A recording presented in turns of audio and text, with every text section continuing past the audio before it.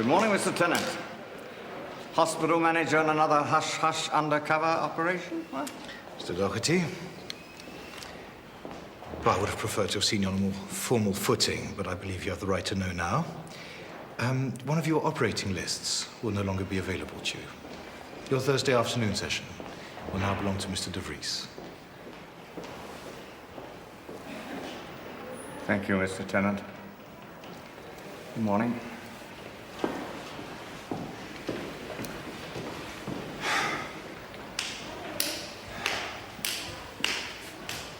So is your wife a doctor too? No, we met through the church. She's an infant school teacher. Morning, Dr. Turner. Good morning, sister. I wonder if you'd be kind enough to excuse us for a moment, please. Well, it is only my office, after all. I am a pest, I know, sister.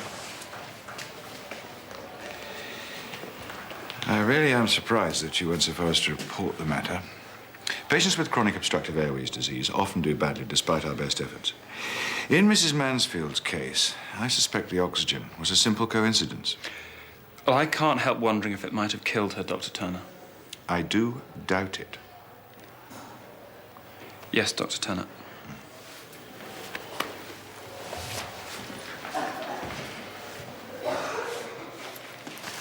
For all I know, this event may be more sinister than an honest mistake. I think it should be referred to a coroner's inquest. Well, I don't want to rub the boss up the wrong way. Well, a bit of digging isn't going to do any harm, is it? Well, before you start digging, you might stop and think. Well, I don't suppose you've considered the upset this will cause Mrs. Mansfield's family. And you ought to open your eyes as to whose head'll be on the block. They'll blame us or they'll blame you. Monitor Aldi's sats. If they drop, check her gases. Yeah. How old is she? Thanks to you, I've been called in, and I should be off after my night. Oh, my heart bleeds.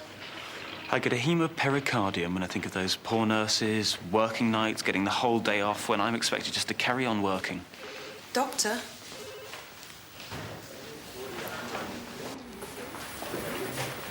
Joanne, you can call me Phil, you know. May I have something for the pain, please, Phil? Sure.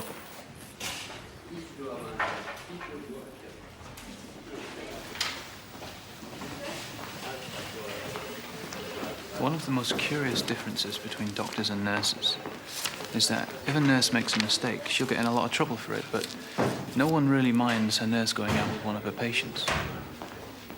Cynics would say it's the exact opposite for a doctor. Still, no one is immune from temptation. Hi, Alf. Doc? How's things? Not nagging, but what's the score? Well, now we've taken the fluid off your lungs, we can get a clearer picture of the things on your X-ray. There looks to be a growth on one lung. Cancer? I'm going to get the final report this afternoon. I'm trying to find out if it's cancerous or not. You'll tell me this afternoon. Yeah. Right. Okay?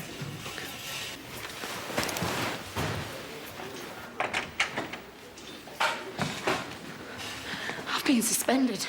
You're joking. I don't know what happened to that old lady.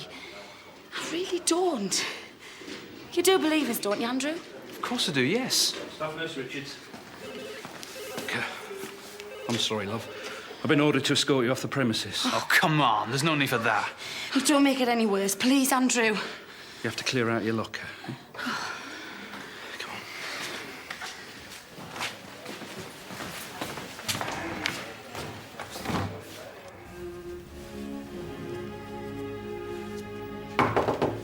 Excuse me, Mr. Docherty, I'm sorry. No trouble, Mrs. Trimble. You'll often find me here in the office, practicing a few strokes. I feel that the jogging and the tennis keep me in Trimble. Mrs. Trimble. Mr. Docherty, I can't help but notice that you've, changed your style of accoutrement. Oh, well, yes, I endeavour to keep up with more than just the latest developments in urinary tract surgery. Well, just wonder whether that tie really goes with that jacket. Perhaps not quite. Or maybe I'm being Too fastidious. No, I believe you're right, Mrs. Trimble. I am very grateful for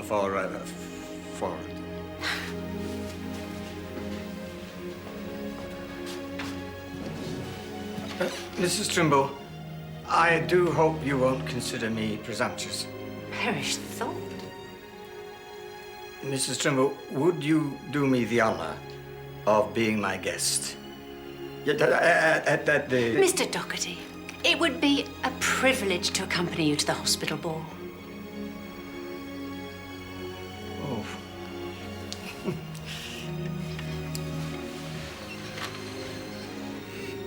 Mr. Parker's arrived. Okay, I'll see him in a minute. So, are you bringing your wife to the hospital ball?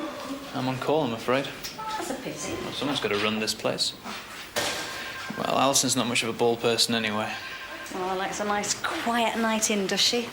Well, I suppose that's married life for you. Yeah, married life.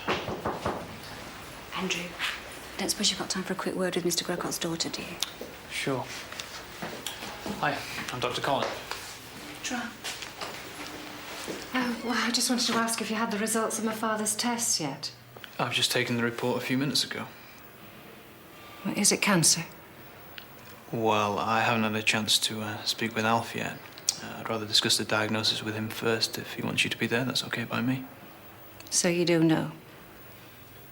Telling you without prior discussion with Alf would be a breach of confidence.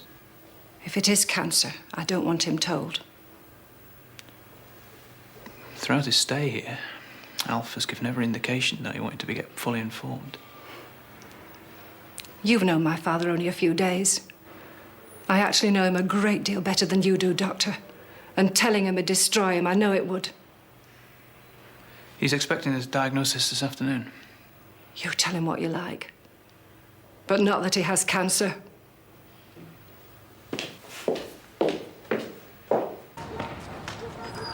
Stevie.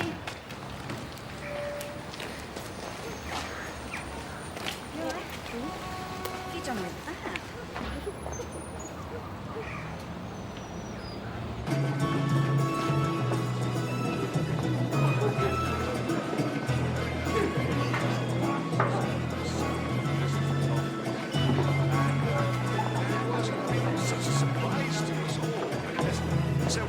I said to Magdalene. Oh, Graham, do shut up. You're boring everyone to tears. Sorry, dear. Would you like to dance with me, Mrs. Turner? With your permission, of course, Dr. T. I don't need his permission. But my name is Susan. So anyway, I said to Magdalene. Isabel, you dance divinely. Compliments like alcohol go straight to my head. In that case, another drink is definitely required. Oh, no. What do I think of all the chicks I could have been here with? Gina Davis, Kim Basinger, Sharon Stone. Who's the loser that Claire's got in tow? It's the helicopter pilot from the air ambulance service. If she plays her cards right, maybe she'll get to see his chopper. It's a class Sheila like her doing with a drongo like that. You fancied her? Ooh.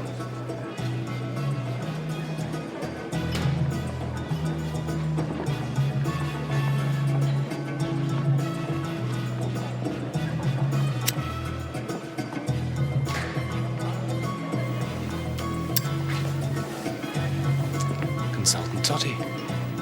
Back off.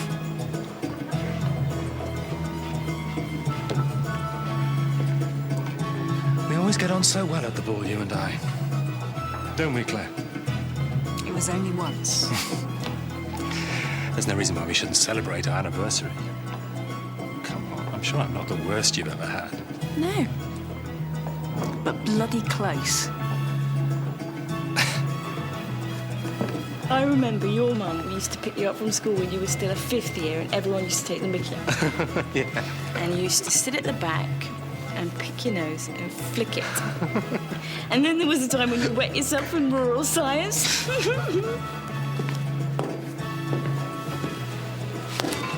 So which one reported you then, eh? Eh? No one has a go at my bird.